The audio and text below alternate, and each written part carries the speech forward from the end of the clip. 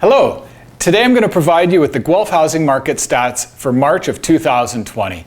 Bit of a different background behind me because this is my first home office edition. Now the stats are a little bit interesting this month. They're still showing very hot numbers, but that's because the first 2 weeks of March were very hot in a hot seller's market. And then the last 2 weeks, due to COVID-19, have really settled down. Now I'll talk a little bit more about that, but let's take a look at some of those key metrics. Median sales price was $571,000, which is up by 14.8% relative to March of 2019. Median days on market is now at 8 days, which is actually 7 days quicker to sell than March of 2019. And the total number of sales was 221, which is up by 14.5%, and the total number of listings was 297, which is up by 12.1% year over year.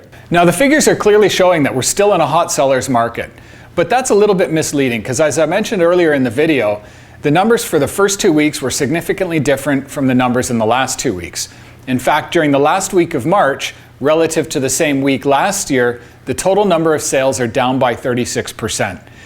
With COVID-19 spreading, essentially over the last 2 weeks, we've seen a quick decline in the number of new listings and also a decline in the number of sales relative to last year. So with that said, April will really tell and show what's happening in the Guelph real estate market. I certainly expect that the number of listings and the number of sales will be down significantly, of course. It'll be interesting to see where the median sales price is and how quickly homes are selling in April. Of course, right now the most important thing is that we're staying at home, we're enjoying our homes, and we're staying safe out there.